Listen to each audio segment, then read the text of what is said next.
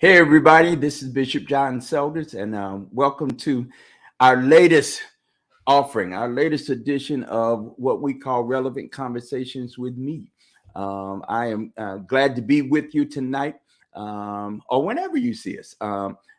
It is of import that you know that during this season that we're in, this season of, in particular, in our political landscape, in our governing sphere, it is contested ground. I guess it's always been contested, right? I guess it's always been contested. There is the left side and the right side. There are folk who are blue. There are people that are red. There are people that are green. There are people that are not anything. There's participation in this, what we call this democratic republic experiment. We call it democracy. And I think in particular, for people like me who stand in the gap, who stand in the place to say that, you know, okay, you're left or you're right, you're red or you're blue. For sure, there is that which is what is right for the community and the whole of us, or there are those issues that are right for particular folk, and then there's some stuff that's just wrong, right? And so it is in that space and place we operate and we work. We do what it is we believe we're called to do and led to do. We have a group of folk who have been committed with us. Someday soon, probably we should talk about Moral Monday and our beginnings and what we believe is our continued work. In part, our continued work these days is to talk about what's going to happen in 8 days. 8 days. 8 days. November the 8th is election day. And so what we've done is it's invited over the course of the last month. We've invited some of our friends and some of our partners within the national setting, as well as in the local context here in the state of Connecticut, who provide leadership and who provide support for us. And we hopefully provide support for them as well. And again, tonight we have one of our friends, one of our colleagues and one of our partners in the work. I want to talk about Brother David McGuire and the work of the ACLU here in Connecticut. David came to us here in Connecticut as a staff attorney way back in the day, a couple of years ago, and rose to be the legislative and policy director, and And then I guess it must have been 2015, 2016, 2017, somewhere along in there, became the executive director. And we worked, before he became executive director, we worked together. And certainly since his ascension as the leader of the ACLU here in the state of Connecticut, we've been friends and partners in the work. And I'm pleased that he took out the time to be with us. Let me escort David into the room tonight. Hey, man. Thank you, Bishop Selders. I want to greet the people. Greet our folk tonight. Well, thank you for having me, and thank you to your audience. I mean, these are the people that make the work happen. You've been a steadfast partner over the past probably decade or so, right? That we've known each other, something like that. We have big battles ahead. So thank you for having me. I appreciate it very much. And you are absolutely right. We have some big battles ahead. Can I say something that I think is really cool? And David wound up on the cover of a Connecticut magazine. Don't tell anybody. He's one of those people that was listed the leading 40 under 40 folk. He was one of those rising stars that was identified some time ago. He may now be over 40. I am. And he might in fact be becoming gray haired. I won't tell anybody. Grecian formula is working for him right now, so that's good. That's good. But what I want to start with, David, why don't we talk a little bit about the work of the American Civil Liberties Union and its beginnings? There may be people who of course may have heard of the ACLU, but may also not know who the ACLU are. And so talk about the union, talk about its broad scope and its history and how it came to Connecticut. Sure. So, I mean, the ACLU is a organization that's over 100 years old at this point. So we've been around for quite a long while. This is an organization that, was founded in the 19-teens, but back in the 1940s was very involved and came to prominence around its stand against the Japanese internment camps in California that, at the time was considered something that was constitutional, but ultimately the ACLU was one of the few organizations that stood up against that. And then obviously in 1954, one of the most important cases the ACLU has ever been involved in, Brown v. Board of Ed, where the ACLU joined the NAACP and fought against segregation in schools, ultimately getting the Supreme Court to rule that racial segregation violated the 14th Amendment. So that was one of the, in my mind, banner moments for the ACLU. That's been an organization that has always treasured constitutional rights as well as the civil rights of people in the United States. Around that time, the ACLU started to get affiliate networks. That is ultimately seen as a priority to have lawyers in every state of the United States. So it was a push to do that. Sometime around 70 years ago in New Haven, Connecticut, the ACLU of Connecticut, then known as the Connecticut Civil Liberties Union, came into being and continued to do work in the 60s around free speech, in the 70s around reproductive rights. And then really over the last, I would say 20 years or so, really leaning in, particularly the Connecticut affiliate, into issues around mass incarceration and police brutality. So these are many of the issues that brought me to know Bishop Selders as we've done work at the Capitol in many regards, and also on the ground in many communities that have been harmed by police violence. So we're an organization that is, has a long lineage, but this Connecticut affiliate has grown dramatically over the last several years. We are now a staff of 17 here in Connecticut, and we, as we alluded to earlier, have a lot of work to do here in Connecticut and across the country. Thank you, David, for giving us a little background. It's interesting to me, and I believe noteworthy. There were a few organizations that did work during the last World War II. So we're talking about the 1940s in particular. There was a lot of movement going on there.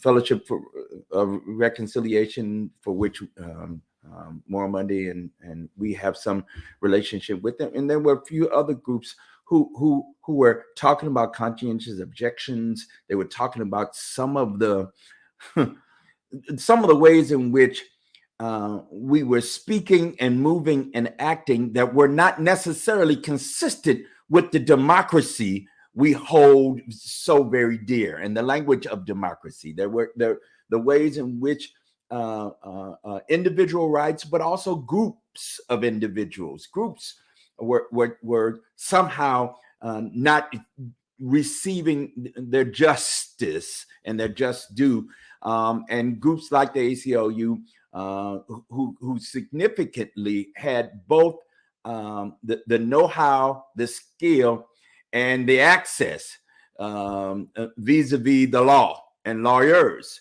to actually push forward and hold forth for the rights of those individuals and groups. And so, yes, it was the internment camps of the 40s. It was Brown versus Board of Education in the 1950s.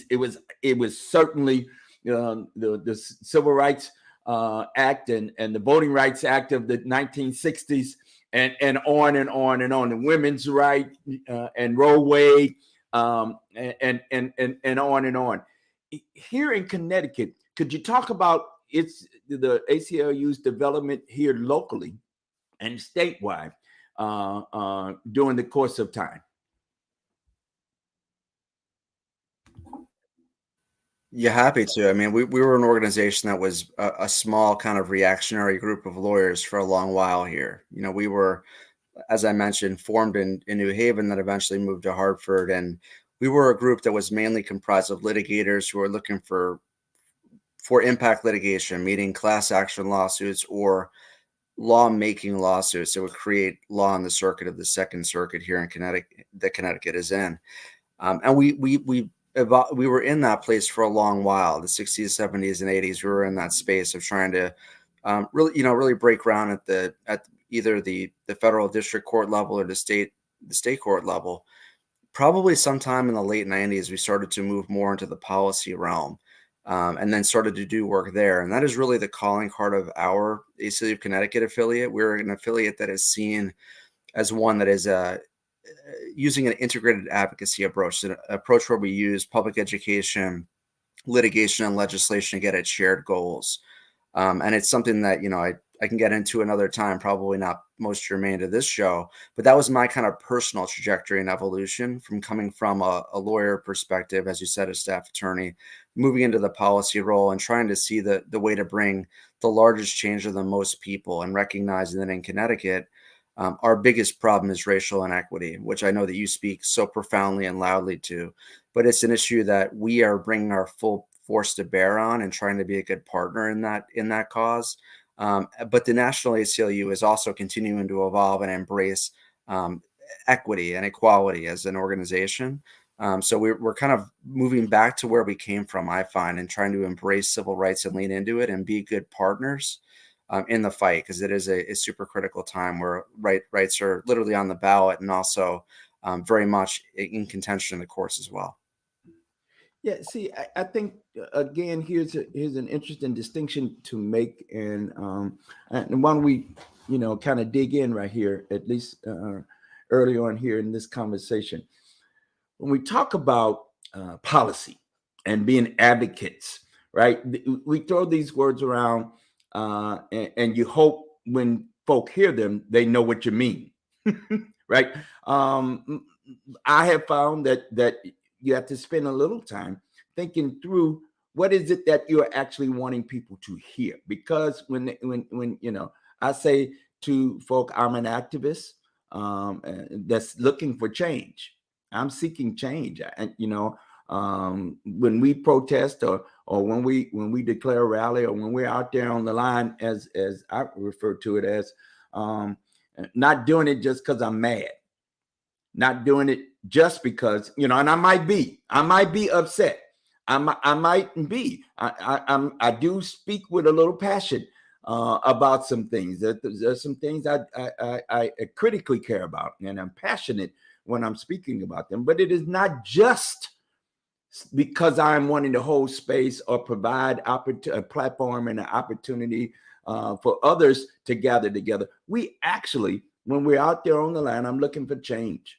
And I'm wanting to use the opportunity, whether we're doing that within the context of civil disobedience, or that we've called a rally and we've called a press conference.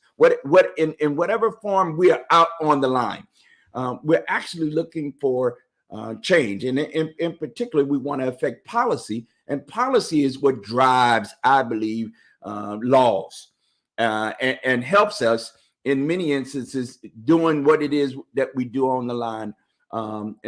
As an advocate or an activist, to call attention to, and in fact to provide the background, both educationally and informationally, in order that we bring folk along, or at least we say, here, this is what we mean, this is what we're looking for. Here's the way to say it: what our demands are. Right. In an organizing lingo, we would say we got a set of demands, or we have one demand, and we offered that up. How do you in the ACLU here in Connecticut? How do you see advocacy in relationship to activism, and how do you bring that together? In that you are, by and large, a policy shop. So yeah, there's been an evolution over the last decade. Really that's been a big shift here. So we were a reactionary group that would really, wait for the fire to start or wait for the momentum to build, and we would either come in and help extinguish that fire or provide that last bit of momentum to get something we cared about that was proactive across the line. That was a very transactional form of advocacy. It was, really a white-led organization coming in at the last minute, either to save someone or to get something across the line. Over the last probably 6 or 7 years, there's been somewhat of a journey within our organization in terms of, where we are in the landscape of the Connecticut policy and legal world, and where we can be most useful, and where we can really break down, active blocks on equality and everyone having equal access to rights. And we're still very much on that journey, don't get me wrong at all.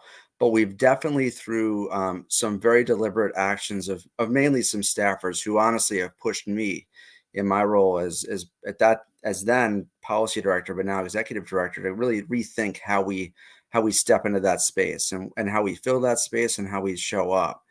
A lot of it comes in the form of really who is being elevated and who is being centered in our advocacy. So I know you, Bishop Selders, know a lot about ACLU's Smart Justice campaign, but for the folks that are listening that don't, this is a campaign that launched about 5 years ago. That's aim is to end mass incarceration and reduce or ideally eliminate racial disparities in our criminal legal system, meaning our police and corrections system. And that is a campaign that really I'm very proud to have been a small part of, because it's a campaign that is really centered and built the power of directly impacted people that have been harmed either directly or indirectly by the Connecticut criminal legal system. And that campaign has done a lot, both in terms of helping pass some pretty important cornerstone pieces of legislation, but more in terms of raising awareness and really softening part of the legislature to see people that are incarcerated in Connecticut as human and as people that need to be reconciled with and dealt with as any other person in our state, which really was not the case when I came to the legislature, and certainly not the case in the 50s, 60s, and 70s and 80s. So it is something of a change. We're a work in progress for sure as an organization, but we're one that is recognizing that our role can be one of both legal assistance to some organizations and movements, but also as one that, and I'm really sad that Claudine Constant, who is our public policy and advocacy director, who could speak to this far more powerfully than I can, who is kind of the quarterback of our policy work, is not here tonight. Unfortunately, she's not well, but she has really built up this policy arm that is unlike many others in the country, in that it doesn't look to lawyers as the source of information and value. It looks to direct lived experience as that. And it's been, pretty amazing to be a part of. Well, I appreciate you. It seems like you represent pretty good, David. You're doing all right. Claudine is not here with us, but you're holding it up pretty well. You're holding it up pretty well. I think what I hope that folks who are watching us and who will watch us, what you are getting a sense for is that as organizations move and do their work, doing the good old fashioned tough work of being out here in community, you do that work, in awareness, you will change. And what your assumptions are, what you thought was a good idea, what you think, you mix that with folk who are impacted by the thing that you think you're doing good by, the lived experiences of some of those folk, and the work of getting change from where things are to where they need to be, and in there somewhere we find the right spot, or at least we attempt to find the right sweet spot. And for those who actually have a mind for change and have a will to be in the struggle, right? That continues to happen. I appreciate, and I can say this because I just can. Over the course of my time with the ACLU, and I have witnessed that particular shift and change. I had a relationship with the ACLU that was fraught with some struggle, and I don't mind saying that. And that's okay. I'm accustomed to struggling. Even with folk who we would call ourselves, at least in the organizing spaces we're in, we would say we're friends. We're typically on the right side, or on the same side of the aisle. I won't say right side because sometimes I think we get it wrong, right? And then we have to readjust, and we have to shift, and we have to change. And that's in fact what I'm speaking to. Can you speak to a bit of how that evolution happens, how that change happens, how that morphs? Because you all, the ACLU has gone from this, what I would call kind of a policy wonky shop, who we only knew about when you showed up, the ACLU showed up, on that particular issue. Whereas as the shift and change has happened over the last decade, you guys have shown up in multiple spaces. I mean, smart justice is one avenue in one space where that change is, where that shift is noticeable. Can you talk a little bit about how the organization has invented itself or reinvented itself on this trajectory to a more active advocacy and responsive organization? Yeah, that's a great question. It's been a journey for sure. I mean, I think a lot of it has come from having the right folks, both internally and externally, to start the conversation, to push the organization a little bit, to rethink why it does things and how it does things and why. We're in the land of steady habits. I often say, we're in a place where people, if it's not broke or obviously broke, don't fix it. It took a while for there to be some kind of cracks in the dam of hey, why don't we try or experiment with these different ways of doing things, or maybe not have, a great thing. You've been a lot of our press conferences, Bishop Sellers as a speaker. The way we run press conferences is in my mind, it's a great way to talk about the evolution of the organization. So we used to hold these press conferences that were, centering legislators and centering our board leadership and things of that nature. And then at the end, we'd have a person or two that was impacted, kind of as an afterthought and kind of as someone that was kind of being put out there, just to be real, not in a malicious way, but that was the way the organization and many, white-led nonprofits operated. Over the last couple of years, if you've come to our press conferences, which you've been at many of them, we have the folks that are justice impacted or impacted by the civil liberties, the civil rights people issues speak first. They speak first and have the most time because they're framing the issue, and they're the reason we're here. We're not here to hear from Senator so-and-so, who's got a lot of time and loves to hear him or herself. We're here to hear from the people that are impacted. And for a while, it took a minute for the media to kind of get used to that and be okay with that. That made them very uncomfortable. They wanted to get their soundbite of Senator so-and-so and go.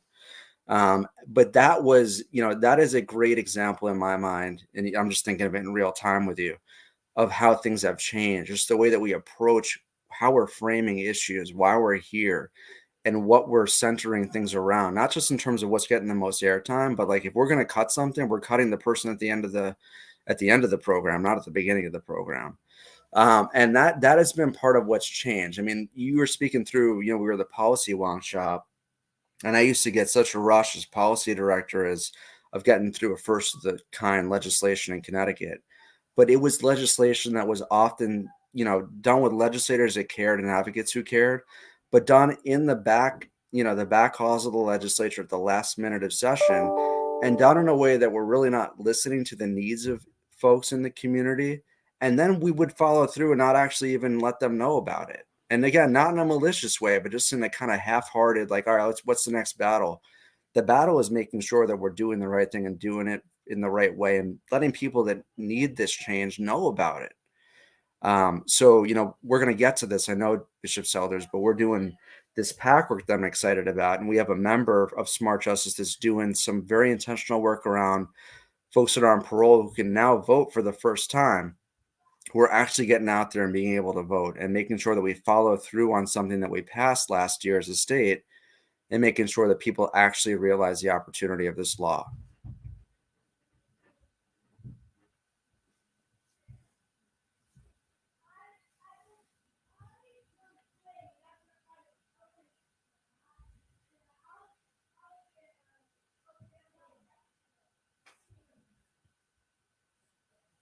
Listen, when you're doing this kind of work, it's a live television. Live. We were good. We were almost seamless there. I was just saying how the game changer for me was that we would help pass these laws, and then the folks that were impacted didn't even know about it. And the game changer this year is that we as a state passed a law last year that allows people on parole to vote now. We were an outlier in not allowing people that were out in community to actually vote. And this year we are helping get people hooked up and re-enfranchised. And that is like the full cycle. Do we have room to go? Of course we do. But that was, in my mind, a promise that was actually being realized by some folks, which is pretty exciting.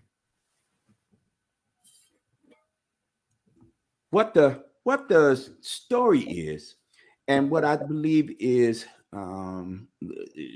that needs to be lifted up and shared and told, is that in the midst of these kinds of evolutionary journeys of organizations, that we do learn from what are our mistakes, as much as we learn from our failures, as much as we learn from our victories. And in fact, let me restate that. I think I learned more from the stuff I'd mess up. Right, the things, the mistakes, the failures, the not quite right, and then we take the opportunity to ask for feedback, do some reflecting, look at what worked, what didn't work, do that within the context, both in real time, right?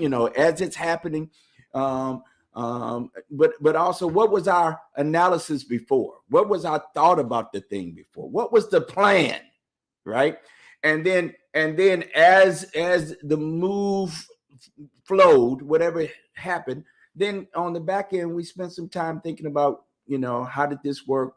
When did it work? How did we do enough to explain what it was that we were doing in the first place? Did we stay on course, or did we get sidetracked? Did we get distracted? I mean, all of the things that happened in these latest years here in Connecticut with the ACLU.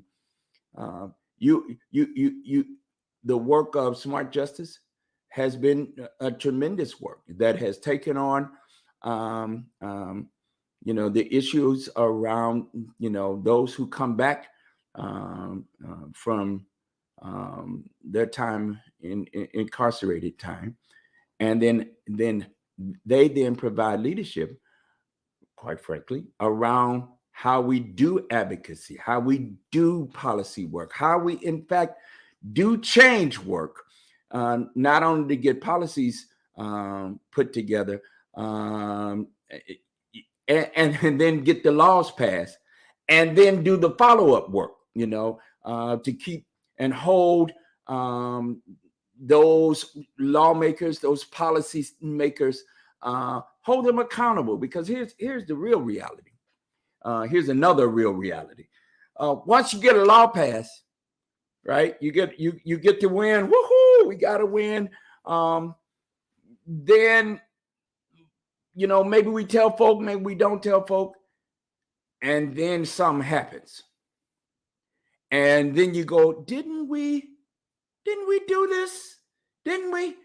And you then realize, oh man, yeah, we thought about the front end to the left, but we didn't think about the back end to the right.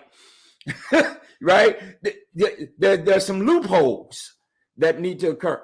Oh, nobody knew it was ever passed in the first place. Nobody remembers it was passed. One of the things I found out here in Connecticut when we were working on police accountability, that some of the things we were asking for, we were, advocating and making demands for, had already been passed in the law. What we needed to do was codify the law so it's in one space, so that it's not desperately all over the place where nobody can find it. It's interesting when you're making the sausage. I say this a lot in the lawmaking, sausage making business. You will find there's a lot of stuff. They refer to it on the national level as the pork. I don't know why they do that, and you're Jewish. I don't. Anyway, but they put stuff in spaces and places where if you're not looking at the actual laws, the things they vote yay or nay around, then you don't know it's there. And so, could you say a little bit about how that the sausage making aspect then helps to create the sense of we got to hold folk accountable, and that's another big key piece of what advocacy is about.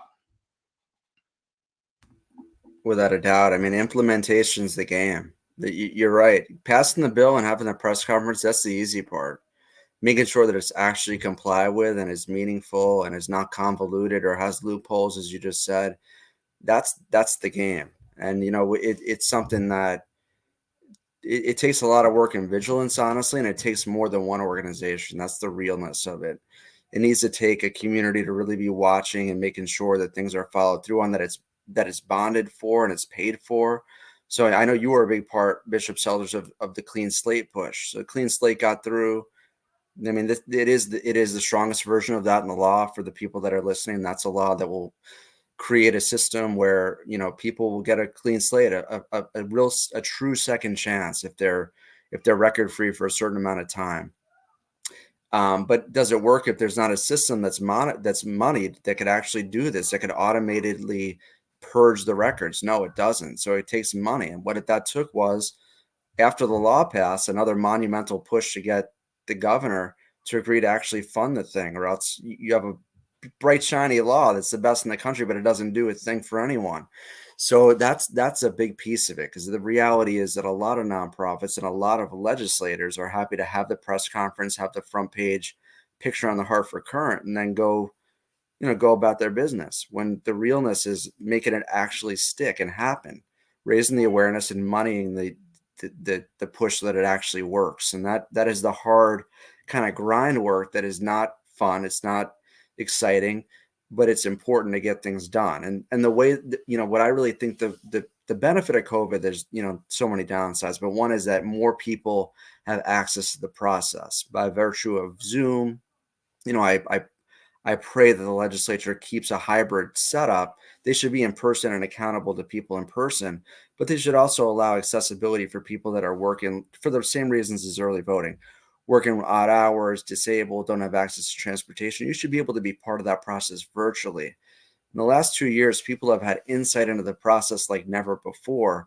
And then programs like Smart Justice, Connecticut has other nonprofits that are doing work like this, like the Justice Alliance, who have their advisors who are justice advisors who are bringing real voices to the legislature. And the more real voices and real people you get there instead of paid advocates, the better outcome you're going to get for the society as a whole. So I feel like we're at a very crucial tipping point where there's a lot of promise and possibility. But to your point, Bishop Selge, is all about follow through. Passing the law is a third of you're a third of the way down the field.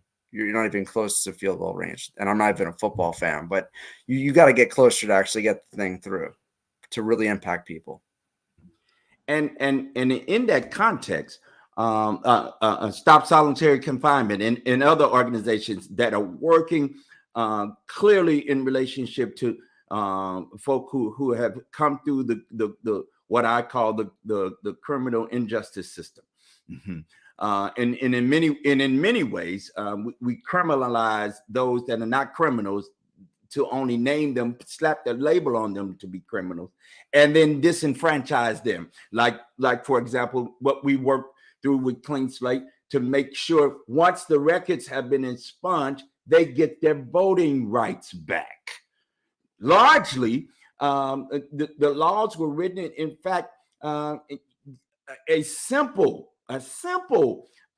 charge would get your voting rights suspended, and then it was the biggest thing in the world to try to get you back on the voting rolls. And in fact, many people, without having the right information, lived and existed for years, not knowing that once we passed the law that their voting rights had been restored, they had to do a little paperwork. Well, they didn't know it, and so they remained on, off the voting rolls for many years. That's just one example of what you've been talking about. I think here in Connecticut, I think we have a good group of us who work together in coalition at times. Sometimes partnering directly, where somebody is taking the lead. One organization is taking the lead, and then we come around that one organization and help push it over the line. It is also in those conversations and in those inner workings that we find ways to say, hey, we better stay on top of this. We better observe. We better find ways to keep ourselves linked together in order that we hold the system accountable. Because what tends to happen is just what you've named. Something gets passed, we move on to the next thing, and then we forget about it, right? It's short-lived, and we're on to the next struggle. We're on to the next fight. And what I've appreciated, and I want more of it. I think we actually have to do more of this, which is why I'm really excited to talk about what you all are doing now. This new thing you're doing, but that we find ways to be intentionally in relationship with each other, in coalitioning with each other. We find ways to build these coalitions, these strong partnerships and coalitions, so that in fact it is not just episodic. That we have some reach that's beyond the instant or the moment or the movement of that moment, if that makes sense. Right? It makes total sense. I mean, that's the name of the game for the majority in power, whether it be Democrat or Republican, is to divide and run the clock out. I mean, that is the bottom line. It's always about the news cycle, and it's about getting through the latest crisis, whether it be, the next George Floyd, whatever it be. It's all about weathering that storm, extracting whatever political capital they can get out of it, and then weathering it for the other side. And to your point, that is a cycle that, is one that's very disruptive. It's not a continuous power cycle. And I think the powers that be know they could ride almost anything out. What really scares them is sustained coalitions and sustained presence. And you named it. I mean, I consider her like family. Barbara Fair, who's the leader of Stop Solitary Connecticut, is herself a force, but kind of what has this superpower of bringing in power in other organizations that just would not allow leadership to say no. So when the governor vetoed her organization's stop, solitary confinement bill, she came back twice as strong and forced the hand. I mean, but that's a supernatural person who has, 40 years in the struggle, who, is retired and has time to invest. How we figure that out for the long haul sustainability of that without relying on Miss Barbara is the key to finding a way to have that intersectional, continuing rotational power pull that's making the majority do the right thing, because they don't want to. I mean, the right thing is not often the politically palatable thing. That's the problem that I've learned. The things that we're pushing for and we're organizing for is not the thing that's going to make leadership get reelected easily next time around, even though it is the moral thing to do. So finding that is the key. I do feel, and it might just be, I ate some of my kids' trick-or-treating candy, but I feel like we are closer to that now in 2022 than we were when I started here in 2007. Part of it might have been when I came in, I didn't know the landscape that well, but I feel like there are more folks, and there's also more legislators that are rightfully listening to, and also a little bit worried about movements that are gaining some traction in Connecticut. So we're not there by any means, but I feel like with the right people and the right persistence, there might be a turn in the tide. Well, we were in conversation with a couple of our leaders. You know who they are. Our friend and colleague and partner, Tom Swan, for Connecticut Citizen Action Group, and with State Senator Gary Winfield. I guess that was a couple of weeks ago. And one of the things we were talking about, and we have this opportunity in this election cycle to actually get people out to vote in order that we might, with a few wins on one side of the aisle, have the opportunity not just to win, just to say, hey, we won, we have the, that's one thing. And to, so let's do about 5 minutes of the celebration. And then let's actually spend the rest of the time getting the work done. Because quite frankly, there still is too much wrong in the world. There's still too much wrong here in Connecticut that we actually need to have folk who are thinking smartly, that are thinking strategically, and that are actually thinking with their using all of their resources, so that we actually build a better Connecticut for real, not just build a better Connecticut for right now. Build a better Hartford, build a better West Hartford, build a better New Haven or Bridgeport. I want the local to experience that better, absolutely. But we have the opportunity to actually be leaders. I mean, I think about how we came together, and it's often the case around a tragedy, in response to a tragedy. But we did do it. We came around those families in Newtown and that community, and then said, okay, let's lead, and put together a package that we all had some, we all can say we contributed in some ways, and really led the nation as it relates to gun legislation and the restrictions that come along with that, even while the heavy or way funded lobby of the NRA was also present, right? We were able to, Saul Alinsky talks about power in two ways. There's money power, and then there's people power. And I think we came with some people power, right? And we're able to stand in the gap and advocate and help our legislature lead this country in relationship to gun law and gun legislation. So it's at that point, it's at that place. I think we have this opportunity. Could you talk a little bit about this new thing y'all got going? this new thing y'all got going. Y'all got something new. Y'all started something new. It's kind of visionary. It's kind of funky, kind of. And talk a little bit about that. And more, just as you're talking about it, would you talk a little bit about where it came from, where this idea came from? Why is it a little different than some of the other unions across the country? Sure, yeah, I think you're right in pointing to the Newtown tragedy and how that, really gave rise to a push over the next 5 years to create the best laws in the country on gun safety, which we could clearly do better. That's not an ACLU issue necessarily, but it's a great example of how there can be a movement built in a very short amount of time in the state of Connecticut and galvanize a national conversation. So this is a conversation that goes back for us. Really almost to 2014 was the last time early voting was on the ballot here in Connecticut. And if you all remember, that was a very convoluted question with a very poor public education campaign, and early voting lost by 4%. Even though I to my heart believe if people really knew there was a question on the ballot and understood it, would have passed. It went down. And I'll be real, at that time I was staff attorney and I had a little feeling like something's not right here. If Connecticut cannot pass an early voting law on the ballot, what's going on here? Is it an infrastructure issue? Is it a will issue? Is there really that big opposition?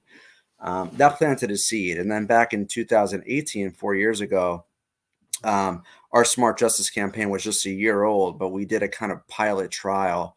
We decided to try to do a quiet kind of bird dogging campaign that was headed by our then policy director, Mel Medina, who basically, took the Smart Justice cohort on the campaign trail.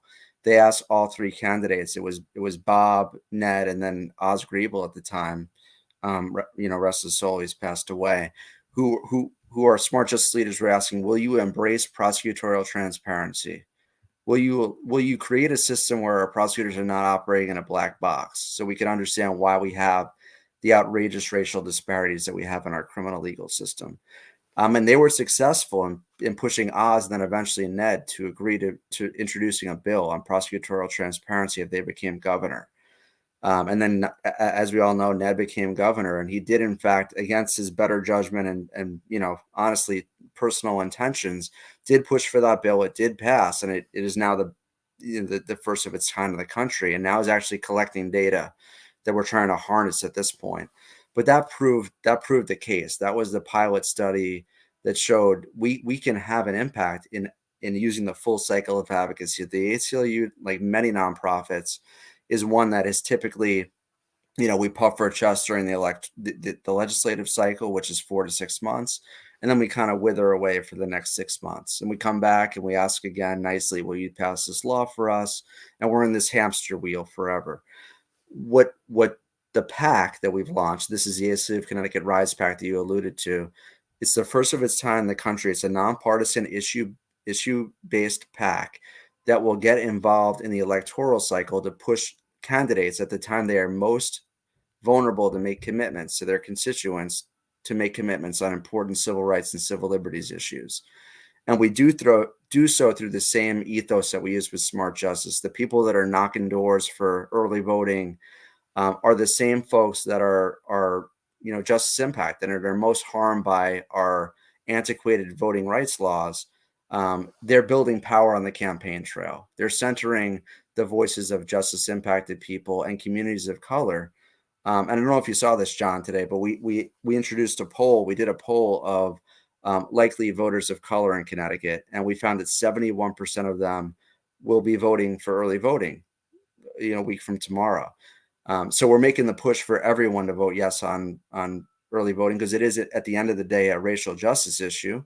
But it's also the right thing to do. So I'm excited about this movement because I feel like it's a way to build power for communities that have been harmed by civil rights and civil liberties violations in Connecticut for really a century at this point. So I feel like we're on the precipice of some big stuff here. Yeah, let's stay right there. We talked a little bit about this ballot initiative that is on the ballot.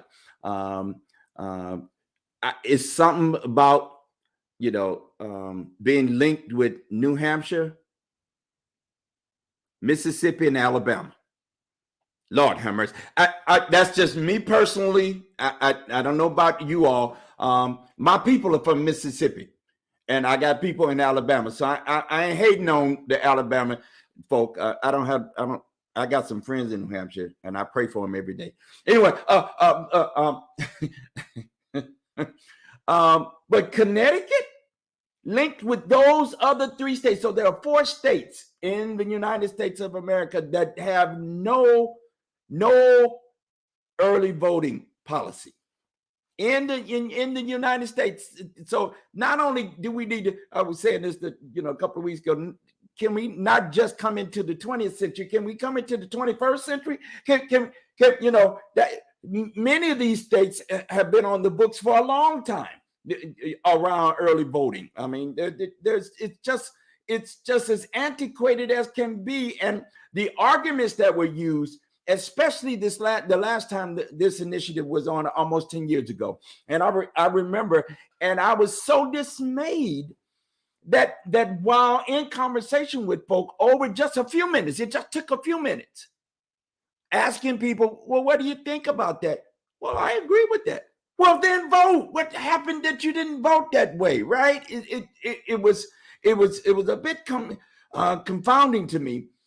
I would also say, I think I would agree with you, David, the way the question was posed, which I now come to know, that's how they do it here in Connecticut, right? You pose a question on one of these ballot initiatives, and it's kind of funky, and you don't know, and then we don't educate. We don't have no conversations about it. We just all of a sudden, there's a ballot initiative on board. And in fact, one year there, here locally in the city of Hartford, there was this ballot thing. It was low level. I didn't hear much about it, whatever. And then I went to the poll and voted, and realized that I didn't turn the card over. And that ballot initiative was on the card on the B side. And I missed voting on that particular issue because I didn't turn the card over, because there wasn't any, it's on me. I ought to be, as a voter, I ought to take that serious enough to get myself informed about what's going on and the actual mechanics of it all. But can I just say, it's incumbent upon us too, as advocates and our leaders in the community, to make sure that we're in fact talking about these things, and talking about the getting it down to the nitty gritty, and talking about the mechanics, if you will. We've been voting, absentee ballot is another thing. We're gonna get to that the next statewide election. But we got to talk about this stuff, and we got to talk about it and talk about it and talk about it and educate about it, and have forums and sessions and do things like what we're doing tonight, and make sure that we are in fact presencing what the issue is, what the issues are, and then making a case. Let's make the case to the folk. Any reaction to that, David? You're completely right. I mean, it is kind of wild in Connecticut. You can vote on this question on the back of the ballot, the bottom, or the right side. So and then some places have another ballot question for a town charter or city charter. So it's a very confusing system. We're not used to voting on referenda. So it is a kind of crazy thing. But I mean, I think it challenges us as an electorate to kind of build the organizing muscle and the public education muscle, let people know why things are on the ballot and why. Because when we do a lot of door knocking at the ACLU Connecticut Rise PAC, and largely people are just uninformed that there's even a question. When they hear about it, they're largely open to it. But the number of people who were just blown away. We're a week away from election. They didn't know this is on the ballot. If they rolled up day of, they may well miss that. They're looking on the left column for their candidates. They've been spending the time to figure out, or listen to 7 million TV ads of who they're going to vote for. But then there's this question out on the right, which is honestly more important in many ways. This is going to open up voting to people who have been locked out because they have, an odd shift hour. They don't get off for the day, or they have to take care of someone they can't get out. So, the thing that people are kind of also sleeping on, though, Bishop Selders, is that, knock on wood, this passes. Our poll shows it's in pretty good place, but people have to still show up and show out. But when it gets on, then the legislature is to come in, roll up their sleeves, pass this thing, and do so in a way that is truly equitable, which is so rare for our state, to do something the really right way. Not cut corners. Like, this should be several days of early voting, nighttime, weekend hours, really make it exciting. We're going to do it. If it took us this far to catch up, as you've said, let's do it right finally. So it's that kind of sustained push. And I feel like these are all really good tests for our democracy to kind of build the muscle to be able to push for bigger things. Because like you say, Connecticut, has a lot of ways to go to become equitable and right. And if we can't get something like early voting right, how are we going to get big things like mass incarceration right? To me, so I feel like we're building muscle as a community, and hopefully making the ballot box a little bit more accessible. So next time around, hopefully there's a more representative legislature in place as well. That's right. And let's be very clear. We were 4 percentage points off the last time this question was on our statewide ballot. That's just really a few thousand votes. That's what that really means. Just a couple of more votes. And again, this is a non-presidential year. And in many cases, historically, this is when voter participation is at a low. And so I think we have an opportunity, however, because the stakes are so very high here in Connecticut and all over this nation, that if some of these issues that for me, they're no-brainers. If we call ourselves a representative form of governing, right? So we're this democracy, we're this, this particular kind of democracy that depends largely on people participating. It is a participatory democracy where we vote for representatives that then vote our interest. And let's be clear, if they're not voting our interest, vote the guys out. They got to go. Vote the folk out of there and get people in there that actually are in fact interested what we want. And then they hold the line around what it is that we have asked them to. It is again how we hold legislators and policymakers accountable, right? And that takes time. And let's be clear, we not all broke in Connecticut. Now there are a couple of us ain't got a lot of money. Let's make that clear. But if we on one hand can tout it that Connecticut is the richest state per capita in the United States, then let's take some of that wealth, right? That wealth that was built on. Let's name this and be clear. That wealth that was built on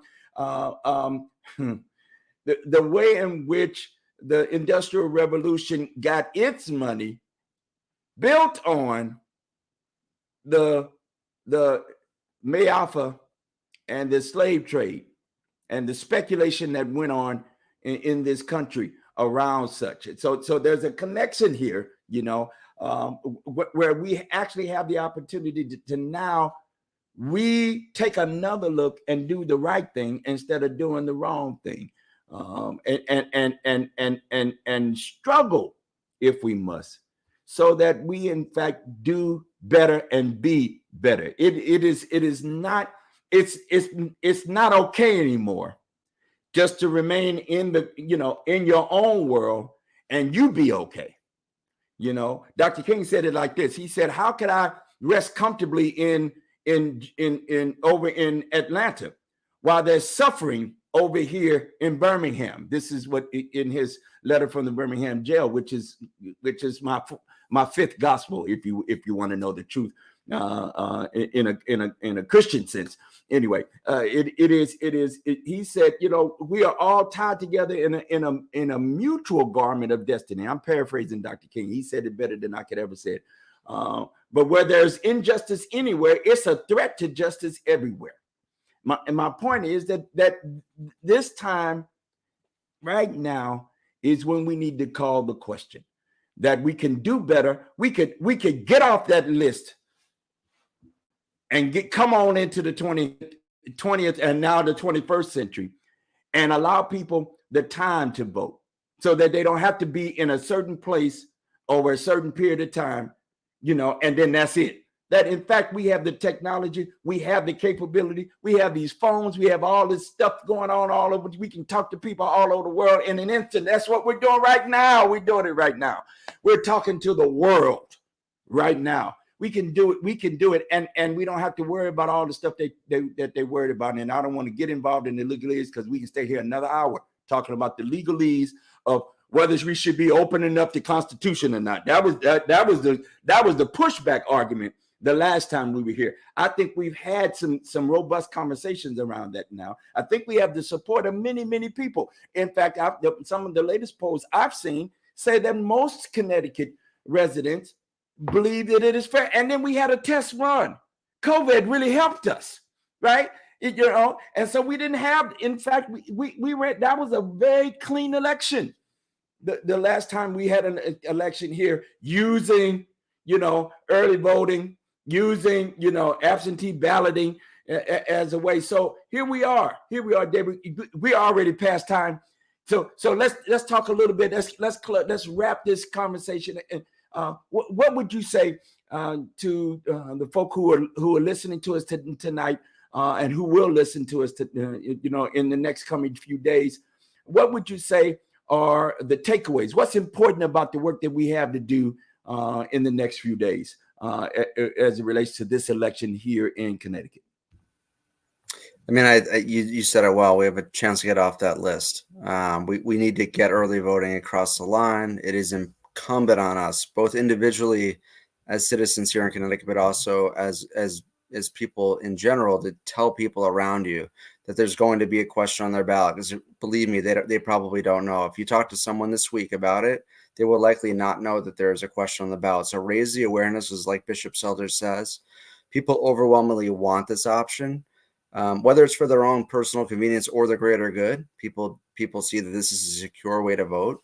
We need to get this across the finish line, because I think flexing this muscle here is going to help us. As you said, in 2 years, we're hopefully going to have no excuse absentee voting on the ballot, and build this muscle and create more access to the ballot box. It is our organization's goal to enfranchise everyone in the state of Connecticut, regardless of sentence status or offense. I mean, these are larger ideals, but if we can't get early voting through on November 8th, we've got a lot of work to do. And I'm confident that we can if we raise awareness and get people out there.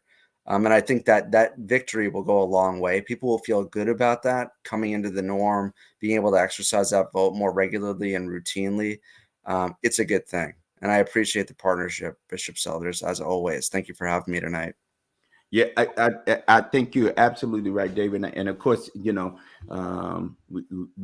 think of you and the work of the ACLU as connected to us.